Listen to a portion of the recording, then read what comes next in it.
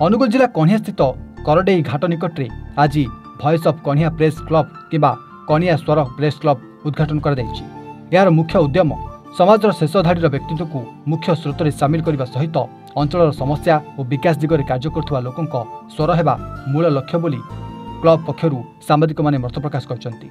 अतिथि भाव में ईगल स्टार क्लब अध्यक्ष तथा समाजसेवी तपन नायक, संतोष बेहेरा, सुरथ कुमार साहू, वरिष्ठ सांबादिक कष्टू सामल, रजनीकांत महाराणा, दिलीप कुमार नायक, नीलकंठ बेहेरा, शिशिर सामल, जशुकृष्ण विश्वाल, मागुणी चंद्र नायक, बसंत नायक प्रमुख जोगदे उद्घाटन करथिले।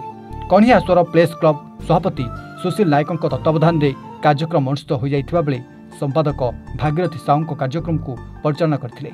सूचना जे एक क्लब उद्घाटन हेबा फल सारा अंचल में खुशीर लहरी खेलीजा सहित विभिन्न दिगरू शुभेच्छा सहित बहुत प्रशंसा साधुवाद जनसाधारण एवं मान्यगण व्यक्तिविशेष माने जणाइछंती। आज एक शुभ मुहूर्त ये कणिया वॉइस प्रेस क्लब आज उद्घाटन होता है। मुख्य अतिथि आसिया तो निजक धन्यवाद मन करुँची।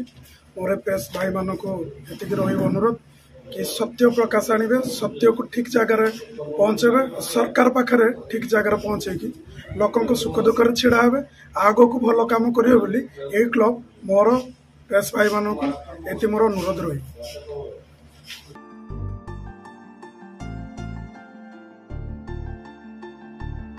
कणियारू मागुणी चंद्र नायक रिपोर्ट, एवन ओडिशा।